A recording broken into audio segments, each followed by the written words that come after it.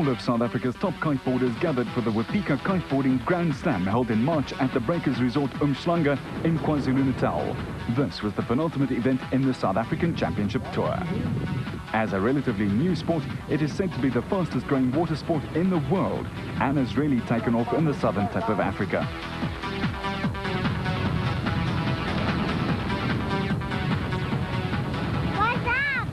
The Wipika Kiteboard Grand Slam is the final event of the South African Pro Tour, of which 32 of South Africa's top kite surfers are here. And they have all entered and they are vying for the top spots. This is the final of this year's tour, and the champion will be decided at this event this weekend. The main category is derived out of what we call the open freestyle events, where the guys go out there and express themselves with regards to wave riding ability and general tricks and maneuvers. If you see the surf that we've got here today, where it's in excess of 8 foot, if we have good winds tomorrow and this type of surf, it will probably be the first of its kind in the country where we'll have more of a wave riding event than kite surfing, so it's going to be very extreme. Obviously emphasis with the sport is on extreme. It's got a lot of elements, a lot of angles and a lot of fun. It's a high adrenaline sport. The awesome power of the kite is what brings you back for more. Recently there were some guys in Cape Town and they were just overwhelmed, the level of kiting in South Africa, the number of guys kiting in a country like Hawaii, which is a windsurf capital of the world. I'd say there are more people in South Africa who are at a bigger level than a lot of parts of other parts of the world. I also believe that South Africa should be on the kiteboarding map in terms of world events. Although it is an extreme sport, you can get into it very easily. You do have to understand the ocean. You must be able to swim, and you should have some knowledge of surfing or windsurfing. And I would also like to make an appeal to black swimmers or black people that would be interested in surfing or taking up the sport. The one thing, even in the world, there's not many black kiteboarders, and if we can lead from that angle, I'd be very proud. Say, how much do you love me? Say, come on. For me, it's a rush. It's an adrenaline rush. You know, I'm into board sports. I love to be in and around the water, and kiteboarding is a combination of all that. It keeps me on the beach. It keeps me fit and healthy. I love it. Well, I like to combine everything. You know, obviously coming from Durban, we get a lot of surf, so we're really into the wave riding stuff. Me and my friends, you know, we do a lot of the wave riding, but also big air, wake style. You know, we like it all. It's already taken off big time. You know, it's as you can see by the kites on the beach, there's a lot of guys here for the contest. Every beach in the country's got a few kiteboarders that kite the beach, and I think in the next year, yeah, we're going to see a big boom. Yeah, we need more girls to get involved. Say, how much do you love me? Say, come on. Inland, they're cool places to do it. That's the great thing about the sport. You can do it anywhere. All you need is like a little bit of wind and some water. Sterkfontein is pretty cool. Val Dam, avoid too many trees. Don't go to places where there are trees, guys. Say, how much do you love me? Say, come on. The competition kicked off for the novice heats as we see our youngest competitor, Stuart Downey, show us his ability. Not bad for an 8-year-old.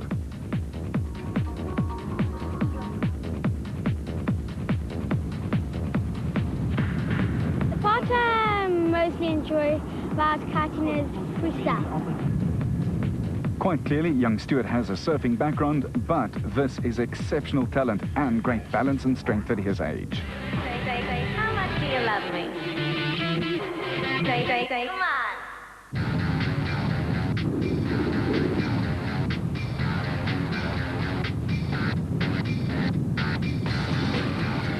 Next up was the open freestyle. The objective was to go out there and impress the judges as much as you could in just an 8-minute heat. There was emphasis on wave riding, and 1/3 of the overall score was allocated to this. The judges also allocated points for technical difficulty. The bigger the move, the more radical the move, the tighter the cuts and the heights. The key was to do the trick in the critical section of the wave. Most kiteboarders have solid backgrounds in wakeboarding, windsurfing, surfing, and a variety of other extreme sports, creating a platform to take off from, if you'll pardon the pun. The phenomenal heights, adrenaline surges, acrobatics, and the thin line between chaotic danger and harmonious gentleness are some of the aspects that touch on the dimensions of this evolutionary sport.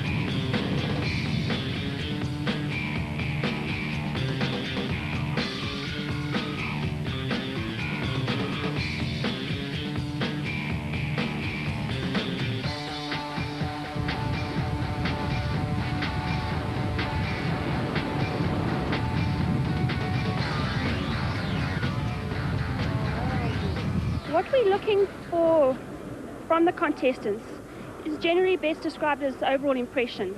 But overall impression is made up of a variety of moves with consistency, as well as height and, of course, technical difficulty. But what we want is we want to make sure that the riders land all their moves so that you can have a smooth transitions to close up your moves. It's basically its overall impression.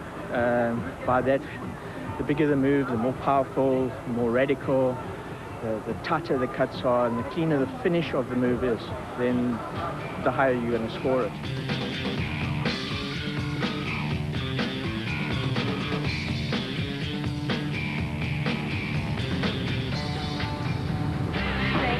How much do you love me? Come on. Okay, yeah, I think I had a pretty good final, you know. Consolidated all my maneuvers. Had some nice wave riding. You know, obviously, you know, kiting against Greg, he does a lot of aerial maneuvers with his board off and tricks and that, and the only way to combat that for me is my wave riding. So I don't know, it's going to be a toss-up between the wave riding and the tricks. Gavin Spowart, who has a very comprehensive surfing background, is indeed a slave to the wave. I didn't have a very good heat. I lost my board quite a bit.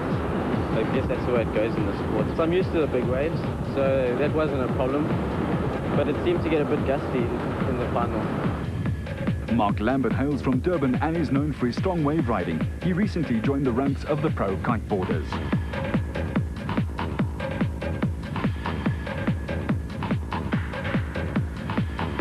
The maneuver that I was focusing on was mainly board-off moves.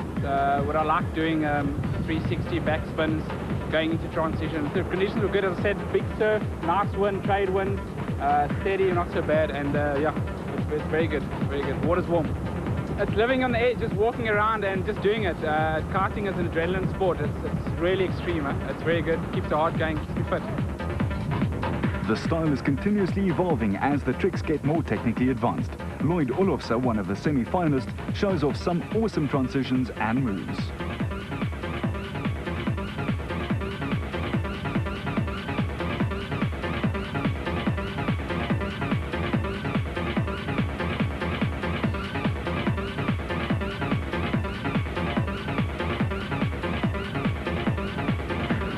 Tough, because some of the guys who Gavin Spowart are really good wave riders, ex-surfers and Twiggy ex-surfers, so it was tough to go up against them, but it was good. I basically focus on new school stuff, which is no footer, taking the board off your feet, and blind, which is riding backwards, a lot of wakeboarding style. It's quite extreme. It gives me a good feeling when you're in the air and doing all the tricks. Greg Heidenreich is 16 years old and is leading the tour. He came through with some extreme maneuvers executed with a lot of control. He perfects the sport with a lot of new style stuff.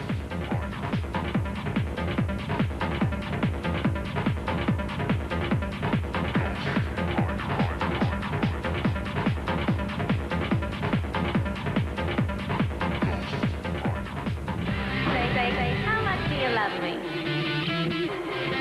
Come on. The downwind dash is a race up or down a section of the coastline, depending on which way the wind is blowing. The aim to reach a beacon on the beach in the fastest time, over almost 5 kilometers.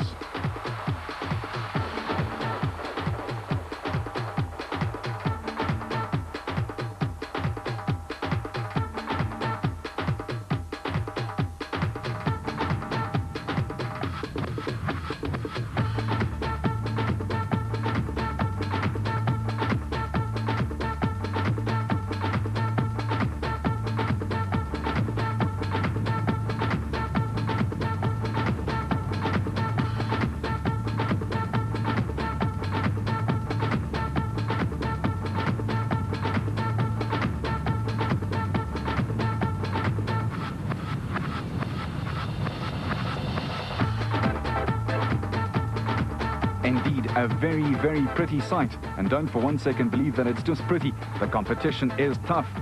And it's going to be a scene you'll see a heck of a lot more on Southern African beaches. We look forward to it.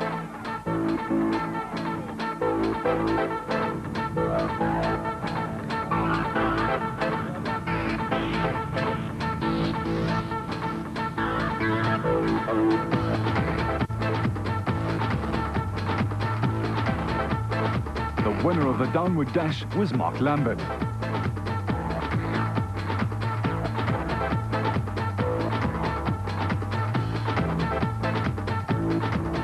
The overall winner of the tour was 16-year-old Greg Heidenrich from Cape Town. Lloyd Olofse was second, Gavin Spowart third, and Mark Lambert in fourth place. Indeed, the Kiteboarding Championships brought to you by Wipika at the Breakers Resort in Umhlanga comes to an end with those results. Great to see that the sport is making such a big impression in South Africa.